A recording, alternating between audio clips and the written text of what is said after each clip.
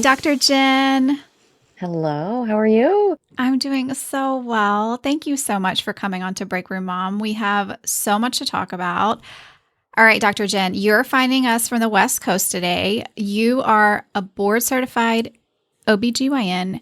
You are an international board certified lactation consultant, and you're also author of this amazing book called The Birth Book.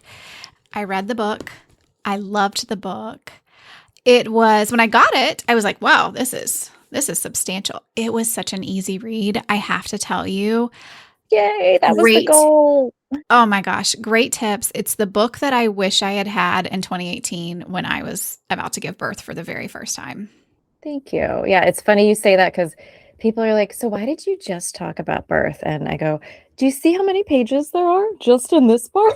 That's why, because nobody else has done it. And I think it's so important. And even as it's out, I'm like, okay, there's a next edition. I need to this and this. And like, there's so much other stuff. But it means the world to me that you said it was easy to read because that was my goal. Because I know when I was pregnant and all the things, I'm like, talk to me very simply. Like, I don't get all complicated. We don't need to make it complicated, but we want to be informed. So that's awesome. Thank you. Of course, of course. Um, Today, we are going to dive in. We're going to talk about all the things related to this book. We're going to talk about some questions that my listeners had. We're going to talk about all those crazy myths around birth. We're going to dispel some things, and it's going to be fun. Love it. Thanks for having me. Oh my gosh, of course. All right, before we do that, we're going to have some fun. Okay. So I love to do a little something called Our Turn for a Tantrum because I feel like as moms, we never really get a good chance to just like let it all out. So Dr. Jen, I'm going to let you have your tantrum moment and then I'm going to head into my tantrum moment. Oh my gosh, this is so perfect because literally last night and this morning. Okay, what's up with having to pay a decent amount of money to enroll your kid in sports? And then you spend your whole weekend at the games and you have to pay money to watch your kid play. Like $15 an adult. So if you bring your partner and your other kid, like you are in it. And my fourth grader loves basketball. And so of course I'm so thrilled that he got to play 5 games this weekend. And I spent my entire weekend on a hard, bleacher seat where there was no Wi-Fi reception. So I couldn't get any work done in between the games.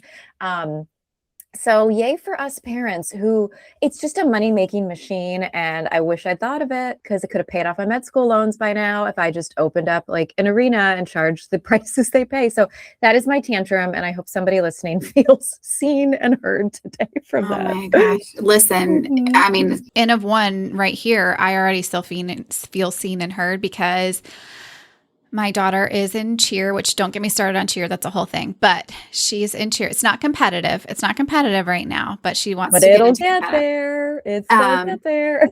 but we had to pay something like $20 for her showcase recently. So I'm like, you're telling me I'm paying for all these lessons and then I have to pay to see what like she should have mastered in these lessons? Like that's crazy. And the And uniform and the thing. And sometimes parking, like, oh my God, it's crazy. It's it's crazy. crazy. Okay. And then also, while you're sitting for 5 hours on that bleacher, is it like the snacks? Like, does your other kid or your husband or whoever, like, is it snacks and like concessions and all the things? Of course. Of course. And of course, you're a Yeah. horrible mother if you don't buy the Gatorade. Like he thinks he needs electrolyte repletion after running for 40 minutes. No, sorry, honey. This is not the Olympics. Drink your water bottle or bring your own money because mommy is out. I She get is it. out. Yes. I get it. All right. Well, that was a really good tantrum. Um, the last thing that I think I've like really had a meltdown over, and it's not even like a huge meltdown, but it was like a meltdown moment. I think my current pet peeve is people who don't treat community like a community. So what I mean by that are community only works if everybody treats it like a community. So if you're the one that's not returning your shopping cart, or you're the one when we're all trying to merge onto the highway and you're not giving everybody a turn, like that stuff is really starting to grind my gears.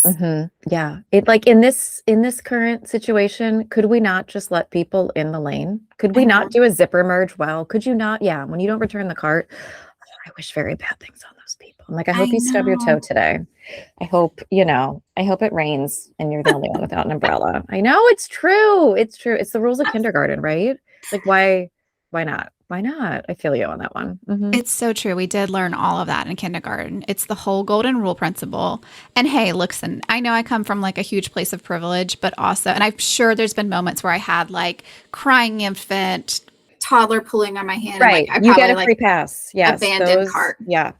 Absolutely. Just as long as you got your kids in the car, like that's fine. Like, yes. 100%. Yeah. Been there. Yeah. But when you see it and they get so close and then you make eye contact, you're like, really? Sir, you're just gonna leave it? Like, yeah. Yeah. Yeah. Completely capable human being. Yeah. That's my vent for the day. That's a good one. Yeah. All right, my friend, I want to start talking about all things birth and all the things in your book, and all the things that I loved reading about.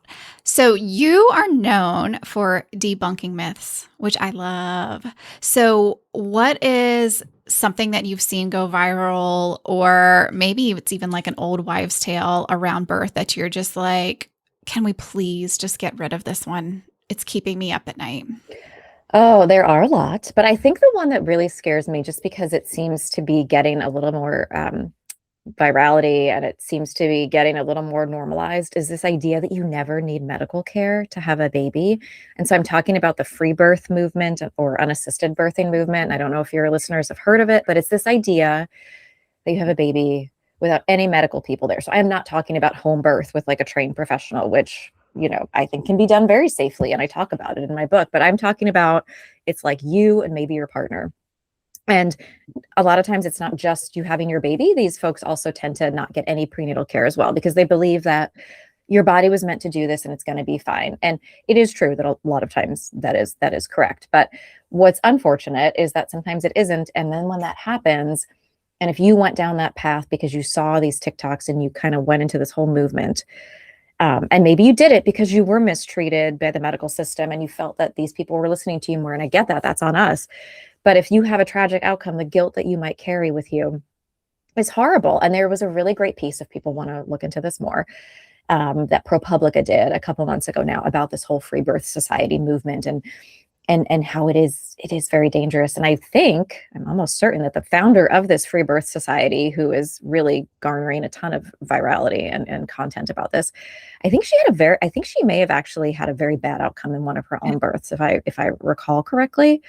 But it's a piece like, oh my gosh, go ahead and read it. But that really scares me because people, again, we are not set up for success in this country when it comes to birth, in terms of like how to access your doctor, your midwife, or to feel that you're even respected. And I'm so sorry. And there's so many of us working on that. But the answer isn't to just like get rid of it all and then do it on your own, because it can lead to some really bad things. So I just wish that would stop on TikTok, and like this making it seem like it's always amazing and wonderful. Really scary stuff. Yeah. It is scary. It is scary. And there's a lot that your body does naturally. But to your point, why risk it? And it's one of those things where, and I just made a video about this the other day where I was like, if you've never had had your arm into a uterus up to your elbow while ordering a massive amount of blood products, I don't want to hear you say that birth never needs interventions. And that is not to come from the angle of course you should give birth in a hospital and have an OBGYN and midwives don't know what they're doing. Not at all. The point is that having somebody trained, whether it's a midwife at a home birth or a birth center, or just speaking on it, it would be great to understand that some expertise, it's helpful when you're you're seeking care. It's just like you would never, I don't know what you would call it. You would never do a hip replacement, right? Or like do these things or have a colonoscopy in your basement, although maybe you would, right? There's like these colonic things. I don't know. The point is like, we just seem to have this sweet spot set up where we accept these things in birth and women's healthcare, because yes, for a long time that we didn't have access to these things, but for a long time, the outcomes were even worse than they are now. Yeah. Yeah. That's a good one. That's a good one. Mm-hmm. All right. I want to talk, because this is a question I get a lot actually, because obviously my husband and I have gone through the birth experience. We have two wonderful, beautiful children. What do you think is something helpful that partners can do in the birth and delivery room besides just like handing over ice chips or holding the straw? Yeah. Yeah. Although the straw management is key. Like I have seen some of my patients like be like almost choke and like, because there was not good straw management. So that is important. Okay. Get a Straw bendy straw. management. Yes. And there's more you can do, and they should do. And I think partners are, I'm not going to get into the whole like, oh my gosh, we're going to talk about how they need to be pumped up when they're not the ones having the babies. No, they are so essential. They are 50% of the DNA and can be 100% of the support system. So like we want them there. And I think the best thing they can do is know what's going to happen. So being there at the birthing class, reading this book, going to the appointments. And I think that it's like, we want you there. This is your, I mean, yes, you're not having the baby, but you are supporting the person having the baby. And it's so crucial. So knowing what's going to happen. No, I don't think you need to know the multiple choice test of like the name of everything, but you've heard it before. And you have asked your partner and said, and like, what are the key things you want me to make sure I'm speaking up for or on your behalf? Because in the moment when you're 9 centimeters dilated and in a lot of, pain, if you don't have an epidural, like you might not be able to communicate everything, but if you both have talked together, gone through your birth preferences together, you can be that amazing spokesperson and advocate, and not in a way like I've definitely seen some partners who every time I ask my patient a question, they answer it. And you can get like this, like, oh, this is a controlling, weird vibe. Like I'm talking about like in a true partnership. So partners are super important. I have a whole episode on my Let's Talk About Birth podcast where it's my husband and another physician / dad, and we talk all about it. I mean, some of the stories are really hilarious, but they're key and they need support too. So I would also say, partners, if you feel like you're struggling, I don't want you to be like, well, the baby and her, like that's what's important. No, dads get postpartum depression, anxiety too. So I want you to know that if you're feeling bad, I do want you to speak up. It's not like you're taking things away. You have to be able to take care of yourself so you can take care of your family. Yeah, that's a really good answer. One of the things I loved in your book, and granted, you weren't talking about the partner necessarily, you were talking about like the nurse or the nursing staff, but was this idea of like a code word.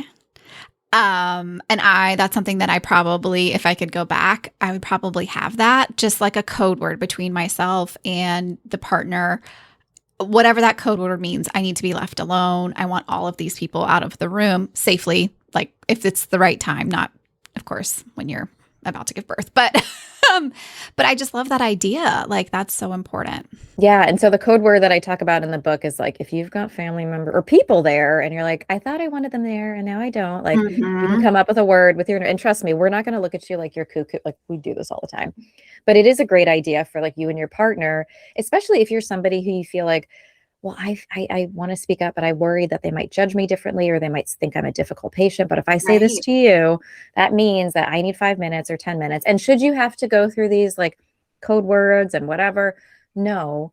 And I still want to give you tools to succeed in the current healthcare system. So I think that's and you can make it really funny, and people be like, what is she talking about? Watermelon chicken. Right, exactly. Or like Tyrannosaurus Rex. Like, what is she doing? Yeah.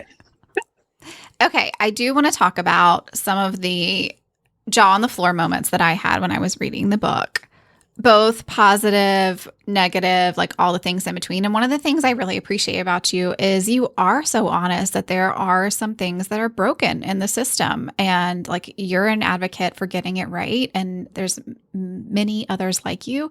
And so I really appreciate that you're just like vulnerable and honest about it. Which leads me kind of to my first one. I don't think I realized, and also I'm not the primary like financial logistics person in my household, but I don't think I realized that when you go and you give birth in that hospital, your OB may be in network, but that anesthesiologist who's walking in and might be ready to give you that epidural may be out of network. And to your point, I don't know a single person who is 8 centimeters, 5 centimeters, whatever they are, ready for that epidural being like, wait, hold on. Do you have Aetna? Are you going to take Aetna? Right. Yeah. Am I pre-authorized for this pain relief? No, it's crazy. Right. And I think what's really sad is that this is such a uniquely American problem. Like, my podcast, they're Canadian. And when we were talking about this, they were like, Jen, are you, bleeping me? I was like, oh, only in America.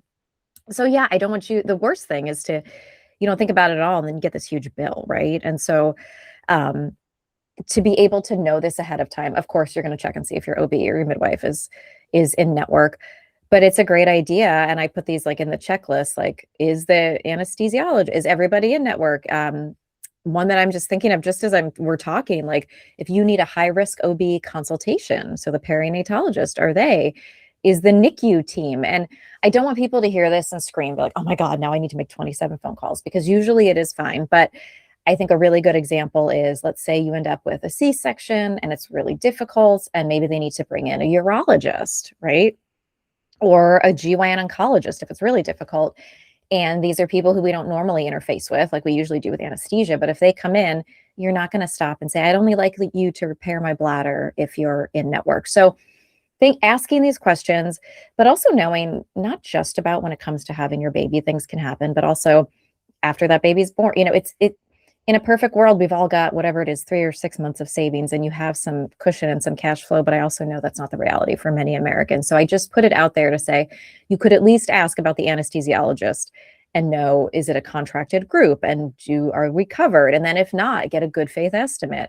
And you can always call the financial department and say, I'm not feeling this bill. What can we do? Nobody told me. And a lot of times you can negotiate and get things down. But again, why should you have to think about this when you should be thinking about like the theme of your nursery? Yes. Yes. Do we want woodland creatures or fairies? No, that was definitely an eye-opening moment for me, and something that I'm glad that you're pointing out to so many others. Okay.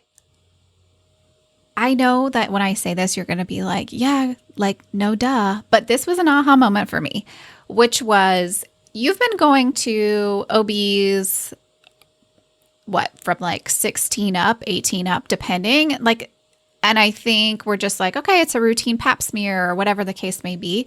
Like, that person does not have to be the person who births your baby. And you talk about that in the book. You talk about like finding the person who you want to catch your baby to be like the right fit for you. And that may not be the same OB that you've been seeing since you were 16, getting those routine pap smears. And I realized that's like a no-duh thing, but I think I really needed to read it and see it in writing before I was I think it's so important. I think that when you even think like 15, 20 years ago and beyond, it was very common that your doctor was your doctor and they were on call and they came in, and that's just how it was. And now that's changing. And I think it's good, because you don't want somebody who's been up for 36 hours, or, if they are the one-man show or the one-woman show and they're supposed to be in clinic or the operating room and on labor and delivery, like logistically, those of us who have been to those practices and you're there for your annual, and then you have a 3-hour wait now because they had to go, do a birth, which is wonderful and awesome. But the point is that a lot of practices don't practice that way anymore. And so, yeah, it is very possible that there's different models, which I describe in the book, which it might be that, there's just always one person on labor and delivery every day and it's a rotation, or there might be an OB hospitalist. And it's just important to ask. And it's okay for you to try to like seek out a model that feels better if that doesn't feel great for you. But it's really, the worst part is when you don't know it going in and you show up and you're like, what do you mean she's not here? So the good news is most practices tend to disclose it, and the goal is to try to see everybody. So you've kind of at least seen folks. But I get how it can feel weird, especially if you maybe with your last baby, that wasn't how it was, and then you've moved. So it's in the checklist of things to ask. And if that doesn't feel right for you, to try to find a practice where that isn't how it is, but it might be hard to, just based on how we set up our care these days. Yeah. But I think also, to your point, it's like it's a very different relationship in my mind of like the person that you've been going to your routine and annual checkups. Like, to me, that can feel much more transactional in nature versus like the person that is going to actually help you through the birthing process and potentially be there, or their practice, to your example, which may be a network or a group of doctors. And so even just seeking out like someone that you're going to, for lack of a word, like vibe with in that atmosphere and that like high pressure environment.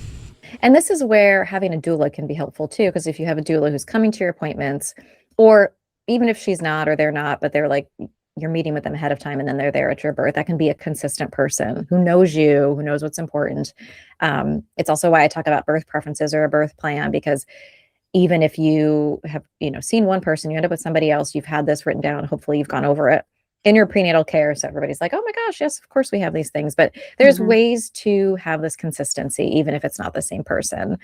And the truth is, you're going to see your nurse way more than the person who's catching your Mhm. baby, like you said, which, which can be really nice because they're like literally in the room like for 12 hours with you. And like by the end of it, like you guys are going to know so much about each other. And so they can also advocate for you and be that person too, even though you may have just met them for the first time on labor and delivery. Yeah, yeah.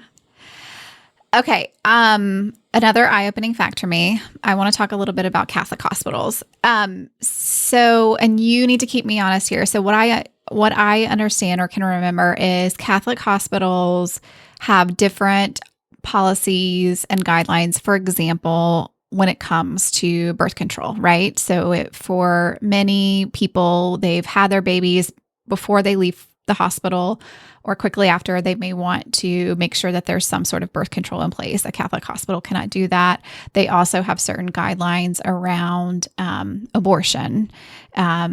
So I found all that really interesting. I also found it really interesting that not every hospital system that is a Catholic hospital is advertised as such, or maybe like displayed as such. So it's important to do some fact finding there. Yeah. Yeah. So in a nutshell, yeah, just like the not knowing the insurance, you may not know if your hospital is a Catholic hospital. So looking on their website, good place to start, but they may not disclose it. So it's another great thing to ask. And so if you have no idea what we're talking about, Catholic hospitals, which is they're a huge, I guess, owner and whatever they have. There's a ton of Catholic hospitals in the United States. And so the reason it matters is that there's this thing called the ethical directives, which basically incorporate Catholic directives and beliefs into healthcare. And so what that means for what we're talking about is in those directives, they say that abortion is never permitted, which I think people would be like, well, of course that makes sense, but that gets into sticky situations if, you need to do one for medical reasons. But I think what's like more of what people don't realize is, like you said, the birth control. So it says that birth control is never okay. And so that means if you want to leave the hospital with an arm implant, an Nexplanon, or you have an IUD placed post-placentally, or more commonly, people wanting a tubal ligation or getting their tubes tied, your hospital, if it's Catholic, may not do it. And I say may because it's even more confusing that some Oh, hospitals enforce these and others don't. And a lot of it has to do with the state you're in, but even more granular, like the bishop that is in that region. And so if you're feeling really annoyed that because all of this is going to decide whether or not you can get your tubal ligation, yes, I feel you, and make sure you are checking your blood pressure, but have a lot of thoughts about it. But to not know ahead of time, I think is even more jarring. So this is another thing to be asking, and another thing on your checklist if you're thinking you might want a tubal ligation. And people might say, well, just don't have your baby at a Catholic hospital. And if you have that choice, that does make sense. But it comes down to insurance. It comes down to access. Some states, or places where you live, that might be the only gig in town. Or what if you're in an ambulance and they take you there? So you don't always have that choice, which is unfortunate. And can I fix that necessarily? But at least if you're aware and you know the questions to ask, maybe you could have some agency there. But yeah, mhm. super interesting and frustrating at the same time. Yeah, frustrating and eye-opening Mhm. all at the same time. Mhm.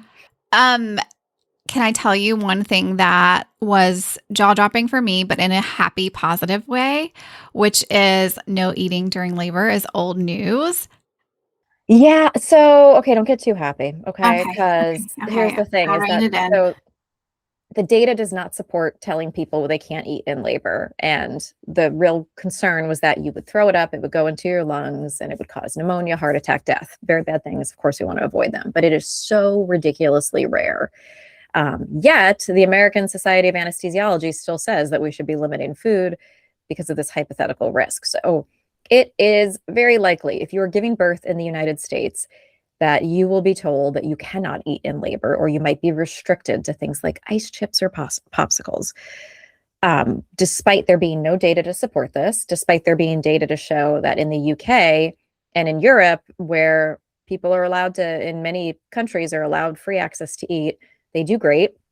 They don't have any increased risks of aspiration. And in studies that have shown where people were told they weren't allowed to eat what they wanted, they were less satisfied with their births, which means they have a higher risk of having a traumatic birth. Despite all of this, you still will probably be told that you should not Can't eat. eat.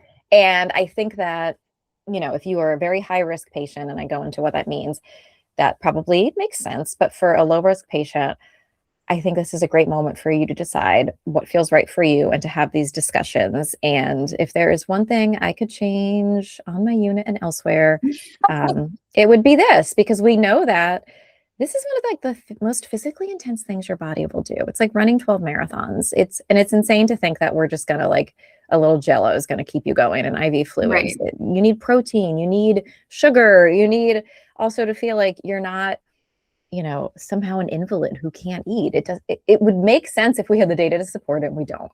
So Okay. you could feel like a little happy, but like maybe happy that we're talking about it, which I think is good. So you're saying there's a chance. Yes, exactly. So that's exactly it. And I'm hoping that 10 years, because there's so much stuff that we used to do. Like we never used to do delayed cord clamping. We never used to do immediate skin to skin or the golden hour and a bunch of other silly things. And we're like, oh my God, I can't believe we said X, Right. And so I'm hoping we get to that point where that also changes. Yeah. Yeah.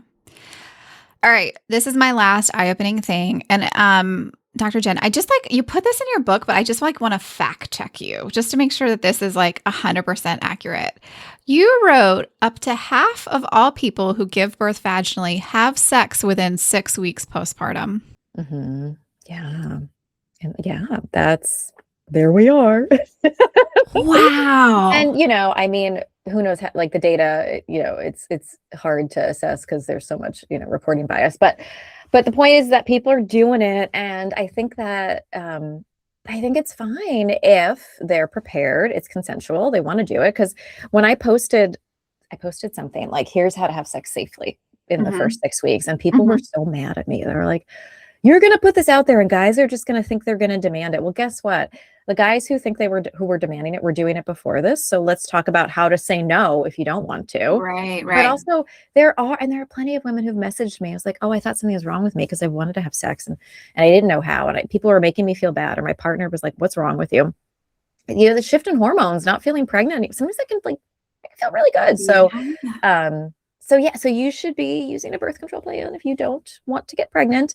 And, if you've had any stitches in your vagina, you probably should wait until things look okay. But if you've had an easy birth and things are good, it's probably okay. Because there's no data, because people are like, what about the risk of infection? Because where the placenta attached to the wall of the uterus, that's a huge, I see this so often on social, it's a dinner plate sized wound. And I'm like, well, it was when but no, it's much smaller. But the point is that there's no data to support that there's increased risk of infection, because if there had been, right, wouldn't we see all these people in the hospital being admitted for infections? And we don't. And so I am a huge fan of getting rid of all this. We tell women so much stupid stuff that has no data behind it. There's no data to say that you should pee after sex, yet we have all been told this. The only subgroup is that if you repeatedly get bladder infections, but if you don't, you don't have to. And I'm just so sick of the shoulds, because it's exhausting, all the stuff that we should do. And what we're not doing is then we're not telling people how to do it safely or how to protect yourself, or how to use lubrication, because you're going to have low estrogen postpartum. And we deserve better than that. We're not like children who have to be told, don't do it, you could die. Come on. Yeah. Mm-hmm. Okay, this is amazing. And just know that my reaction is I'm in awe of these people who want to have sex 6 weeks after they give birth, because I don't think I wanted to be touched for months, to be honest. I mean, 100% same. Yeah, but there is a group of people out there. And for them, I'm very happy for them. Yeah, do you. Do you. We had very different experiences, but do you.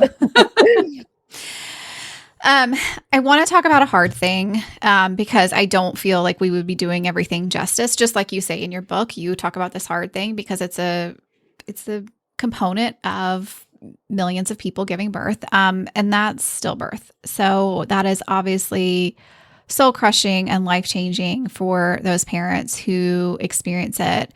As a provider who I'm sure has gone through many. Like, how do you process that for yourself, what you Yeah. see Well, and no, I'm feel? glad we're talking about it. And yes, I do. I include a whole section in the book, which I tell people you can read or you can ignore. But at least knowing that it's there and that you've got something if you need it, or I think like if a friend, if it happens to them, because it's not super uncommon, unfortunately.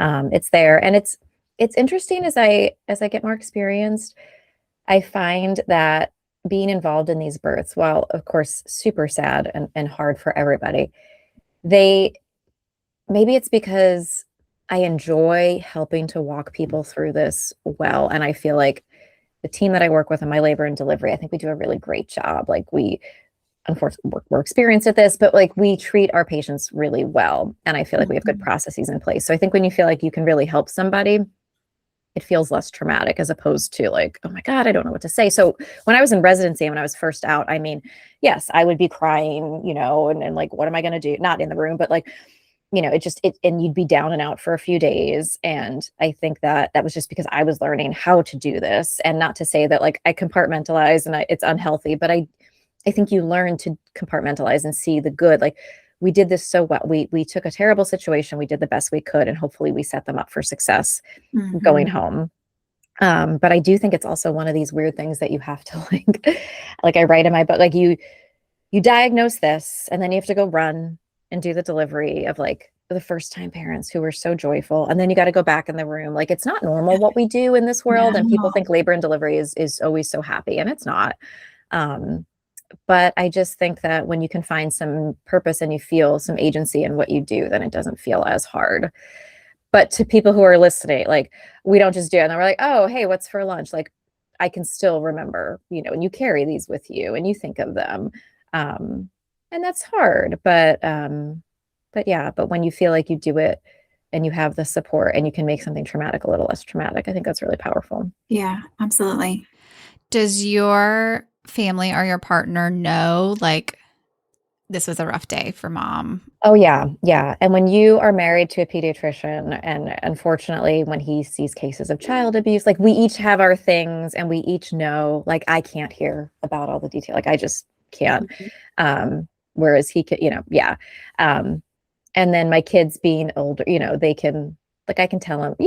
Obviously we don't talk about details, but it can be like, oh, it Sure. was a rough shift, or it was a hard day, Yeah. or sometimes I don't, because I do my very best to like have my worlds. But Mhm. yeah, for me, it is helpful to have a partner in medicine who gets it. And then I can be like, we're doing takeout tonight. Like, let's not. Yeah. Yeah, of Or course. I'm just not going to talk, or I don't want to talk about it. Like sometimes you don't always want to talk about these things. So, Yeah. All right. I'm going to move us along um, to some lighter things. So, in the book, you do, I think, a phenomenal job of explaining how different state laws can impact um, the choices that a person has in their birth experience. So, I live in North Carolina. It's considered one of the most restricted. So, many patients, or parents, I should say, are forced to choose between a hospital birth or an unassisted free birth, which we kind of talked about the dangers there. Because finding the certified nurse midwife who can legally attend a home birth in the state of North Carolina, it is legal to have a home birth as long as you have a certified nurse midwife there.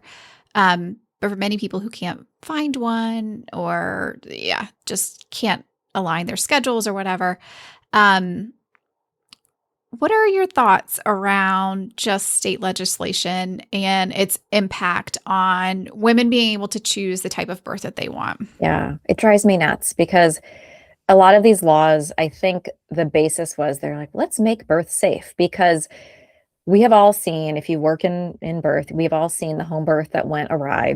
And it's Mhm. because somebody was managing it who didn't have training or didn't follow the rules, or didn't transfer to a hospital when they should have. And I'm talking about, a community midwife.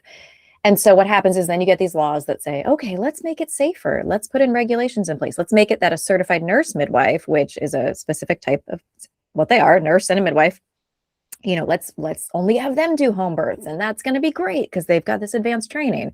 Except the problem is, like you highlight, is most certified nurse midwives work for hospitals or work in clinic and don't do home births. And so then what happens is you've still got people who want to have babies at home, and now it's less safe because they're trying to Mhm. navigate this. And so I find it extremely frustrating. And I think that, first of all, it's super confusing. I think all the different terms that are used for midwives and the different laws. So I put in my book a table of that, as well as resources, and you can find on my website. So you can click on the links to see, like, what are the laws in your state? What should I be asking about? Because it isn't uniform. So it frustrates me. And I think that these laws are made by people who don't understand, and also people who come from a place of privilege where they assume, well, the hospital's the best place. And for many reasons, people don't want to be in the hospital, and never, like, they just don't want to, which is fine. Mhm. Or they've had a bad hospital experience, or for them culturally, having a baby at home feels right. And so what we've done now is we've criminalized it. So anytime these laws get involved, whether it's with abortion or having a baby, and you put this risk of criminalization on it, you haven't made anybody safer. You've just made it harder for people to get the care they need. So um, I find it fascinating. Like you said, like this whole certified nurse midwife thing. In other states, you could do it, but you have to have a doctor who's like overseeing them. And I hate to say it, most doctors aren't going to sign off and oversee some No. unless they're there, right, for Yeah. medical legal stuff. So it's just a bunch of barriers. And I think that we can do it better. And we see how it works better in Canada and in the UK, where home birth is the norm. And there's an integrated system of how to do it. Let's figure out how to do it more safely instead of trying to make it harder for people who want to do it. It makes no sense. Yeah. Well, it goes back to your statement of around like we're constantly doing the like you can't do this, don't do this, but we're not giving people the tools to be like, and this is how you could do it safely, or like it's Right. almost too restrictive. Right. And I learned in my training, I thought home birth was where safe birth went to die because, again, as a resident, you're just learning, you only see the worst of the worst. And then you push back. And what happens is then people feel that they don't come into the hospital till it's too late. And one of our OBGYNs here in Portland had a quote where he said, getting mad about home birth is like getting mad about the rain. The rain's going to happen anyway. So how about we learn how to carry an umbrella and tell other people how to carry an umbrella? And if they get wet, invite them inside and make them feel Mhm. welcome. And I'm just like, yes, like my mind was blown. Yeah. And that's how it should be, because to get mad at these things is so silly. And what happens? Then people go the other direction and they're watching TikTok to see how to do a free birth at home. And then there's a catastrophe and we wonder why. All right, I'm going to hit you with some rapid fire questions. I have to laugh at this first one only because, to your point of seeing like the viral TikTok stuff, what is one item in a hospital go bag that is a total waste of space in your mind? Okay, you don't need to bring your pillow and your blankets and your sheets. Now, please, if you're listening and you want to, ignore me. What I have to say is not important. But I just think it's a little like, ugh, when I think about all the things that are in a hospital, like the bugs, the not bed bug. Okay, let me say that again. When I think about like bacteria, those kinds of bugs, what I mean. Um, and then like you're gonna get like all your fluids all over it. And again, they're your fluids, so that's fine. But like, do you really want to bring your favorite childhood blanket? And then you're like, Mm. ooh, there's poop and blood on it, because that happens. Um, and it takes up a lot of space. Again, ignore me if you don't want to, but if you want to bring your stuff in, like I'm all for it. But sometimes it gets a little wet, a little. A little, yeah. A little damaged in the system. Wow, we went in really different directions because I was thinking like a curling iron. Yeah. No, I could listen. I have walked into some rooms where the photo prep is happening and we are putting on lashes and we are curl like I get you got to look, you want to look good in that photo. I'm not going to get in the way, All right. but yeah, you know, Okay. I mean, as a curly girl, I might bring my diffuser. I don't know. So I love it. I love it so much. Um, what is the most common question you get? I said in your DMs. It could be like that you get in your visits with your patients, but what is one common question that you get that you wish you could scream from the rooftops because you're like, everybody's asking me this, but we're not talking about it more publicly. yeah, for me, I don't know when the baby's coming. I don't. I'm so sorry. Mm. And that's more like at work, but also in DM. Like, is this labor? I don't know. I don't know. Because Ooh, also also, go like, talk to your doctor or talk to your yeah, provider. like, yeah, exactly. And I joke because this is true. Like we keep a magic 8 ball in our call room, and I joke. I'm like, I know when your baby is coming. We could ask again later, or yes, really. Yeah. And it's really because yes, we can estimate once you're in active labor, but until like I don't know when you're going to go into labor. I'm so sorry. And if I did, I'd be a bazillionaire. Oh And my God, you for would, yeah. sure. Mm-hmm. For sure. You'd be writing a whole different kind of book. Um, yeah, I think that was something that was interesting when I had, and I'm sure people talk to you about their birth stories all the time, and I promise I'm not going to do that to you.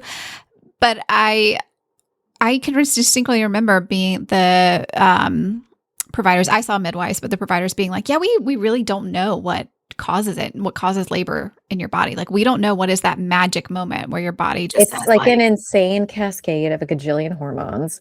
Um, we kind of have an idea, but we don't have like the one test that we can like do this and we'll know. And listen, when I was on the other end, my first was born right on his due date. Perfect. Love that. My second was born 2 days later, and I almost went psycho in those 2 days because I was like, when is he going to come out? yeah, I'm going to be pregnant forever. When am I going to go into labor? So, like, just know that when I was on the other end of it, I was right there with you all. Like, yeah." and same thing. I'm like, I'm 4 centimeters dilated. Shouldn't I be in labor? No. Yeah. And then, of course, he did come out when he was ready. Fine.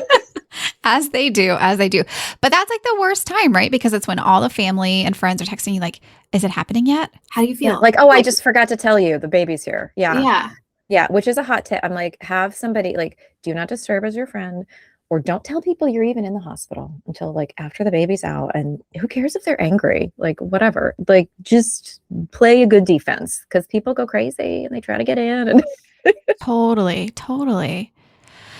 All right. If we talked about this one a little bit in terms of like debunking myths, but this one is a little bit different, which is if you could strike one old wives' tale from existence forever, what would it be? that pregnancy is a delicate state. And I say that like, yes, things can happen and blah, blah, blah, but like you can and you should exercise. You are not disabled. You can be you. You can go out, you can go dancing, you can work out, you can swim. And I think this is changing in this generation, but like this idea that like you were just like the uterus was just this egg and it was going to crack if you laughed too hard. Um, no, you can do a lot of things. Now, I'm not saying like, and you can work up until your due date, like no, but like I don't want you to view pregnancy as a disability, and Yeah, you yeah, can't do things that you love. So yeah, yeah. that's one that I would like to see go away. Okay. And All right. stop telling people what they're having based on how they carry. Like, oh, if it's a boy, it's a girl. Just shut up. Stop commenting on people's bodies because it's so weird. Like I remember in the same day, they're like, "Oh my God, you've dropped. Your baby's gonna come out. Oh wow, you're carrying so high. You're not gonna have a baby for a while." And I was like, "Could we all stop?" Yeah, right. It's like just hugely overwhelming. And you're already having like so much body dysmorphia at that point. Like, Wait, not needed. No, thank you. Mm-mm. what is the craziest birth plan inclusion you've ever seen or been handed? Yeah. Okay. Not crazy because I think everybody has their reasons, but one that when I see it, I don't love it, and it's a lotus birth. Have you ever heard? Do you know what that is, or have you heard of it? Lotus birth. Is it something to do with like the placenta? Kind of. It's leaving the umbilical cord attached until it falls off on its own. And it's this idea that it's more natural and that can take a couple weeks. So what that means, if you're like, wait, what about the placenta? Yes, you're carrying that placenta around attached to your baby. Usually it's put in a bowl and like a bunch of salt and herbs are put on it because it's a decaying organ and it smells. And I don't love that because that just becomes a bacterial superhighway. I mean, again, decaying organ. Imagine if you left a hunk of meat out on your Mhm, counter in the middle of the summer mhm, and you carry it everywhere. mhm. That's what it's like. And so I also don't know, like, that's gotta be really hard for like like getting, anyway. So I don't love that. And I mean, again, if you're gonna do it, like you always have a choice, right? It's what you choose. But from an infection standpoint, um, it's not great. And there's other things you could do, like you could, you know, if you detach, you can take the placenta home, you can plant it under a tree. I talk about all the options, but I'm just not a huge fan of the lotus birth. And I don't love it when I see that one on and I go, oh, let's chat. Let's just see where this is coming from. Let's have a good, Yeah, yeah, yeah. pain-free conversation about it. Yeah. Yeah. Okay. Yeah, that's fair. That's very fair. All right, let's talk about this one's bringing us back to the heavy one, and I'm sorry, but let's talk about consent and birth trauma. What is your first piece of advice? And you give a lot of really good advice in your book about this, but like your first piece of advice for a parent who is trying to process what they feel has been some sort of trauma associated with their birth, like things happen to them rather than with them. Yeah. Well, I want people to know they're not alone, which kind of sucks because some studies show 30%, others show 50% of people see their birth as traumatic. And I'm talking about psychological trauma, not like medical stuff. And that's a horrible statistic. So I want them to know they're not alone. And I want them to know that there's no one right way to process it, but you should. And however that feels right for you. And I write in my book like different steps that you can take. You can talk to the person who was at your birth, the OB or the midwife. If you feel like they're not safe, you can ask to see somebody else. You can ask for a separate visit where you just talk about that. But the point is that dealing with it in some way, because not dealing with it and just putting it away probably isn't going to work for you. And I just want people to know that they shouldn't feel like they have to have something like, well, my baby's fine and healthy and I ended up with a vaginal birth, so I don't get to talk about it. Like, you should have bad things that you can objectively talk about in order to feel like you can share your story with friends, because your well-meaning friends might be like, I know she was in the NICU, but like it was only for 2 weeks and she's fine, right? No, like that's so there. I think the best thing too is to find other people who've experienced this, because they're going to get it. And so I list some resources in there. And I did have somebody, an OBGYN who I really respect, who helps run a birth trauma clinic, which is unfortunate that it's needed. But review this section, because I was like, what are you telling people? Like, you're in this every day. And then she had some really good suggestions that are in there. But just know that you don't have to participate in the birth trauma Olympics to feel that you experience something. And to figure out whatever way feels right for you to deal with it is okay. Yeah, that's really good advice. Yeah. In your book, you do an awesome thing, which is you push people to advocate for a second opinion, or if you feel like something's off, ask to see someone higher up on the, the hospital food chain, so to speak. But I want you to be real with me as an OBGYN yourself. Like, what are the repercussions of doing so? And does it damage the relationship long-term? Like, to your point, and you alluded to this earlier, like a lot of people fear speaking up because they don't want to be viewed as the difficult patient. Yeah. No, it's real. And in a perfect world, you'd never have to speak up. Or if you did, they'd be like, oh my gosh, we're so sorry. We'll get you another doctor. Thank you so much for advocating for yourself. And that's how it does go sometimes. But especially younger people of color, people who English isn't their first language, or, they're already involved in the custody system, like they're going to feel targeted. And I get that. And so what I would say is, this is where it's great to figure out ways to advocate, where if you're worried about that, to have another person do it. So if it's your doula or a partner, there's also ways to advocate. And I think to get what you want without making it more complicated. And it's the catching bees with honey, or flies with honey and not vinegar. I don't know. I'm like, it's a bee, or if I don't know. But the point is like, and you shouldn't feel like you have to do this, but you can ask for things and advocate and not add a layer of confrontation to it, because then that adds other stuff. So even if you're like, this doctor is a jerk, and I'm so sorry, but you can say to your nurse, like, I just feel like she's not hearing me. I just feel like it's not a great fit. What do you think we should do about this? And you can say it in ways that feel a little more collaborative. I think that can be helpful. And I want you to know that if that's still not working, then it is well within your right to go up that chain, to ask for the nurse, the charge nurse, the patient advocate. And if you're feeling annoyed that you even have to think about this, that's a valid feeling. I'm not going to tell you shouldn't feel that way, because when we say should with feelings, it never goes well. But it's real. And I get it. And this is why being informed about knowing how things could go, or what you should have a right to, can be helpful, because you can say, you're saying I need a C-set, or let's pick something simpler. You're saying you want to break my bag of water because that's what you do all the time. But I read in this book that that's actually not needed. And could you help me understand that? And like, throw me under the bus. Be like, there's this OBGYN who did.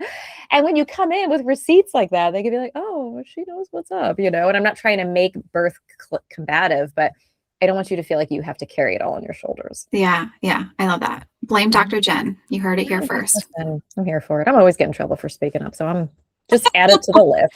No, I love that. I mean, like, it's so maternal. Like, remember, like, your mom being like, just if you don't want to go to the party, just blame it on me. Just tell them I had to. Oh, Like, yeah. You have a stomach ache, or I told you have to come home. I love yeah, doing that. yeah. And they're like, Mom, I'm fine. I'm like, okay. Yeah.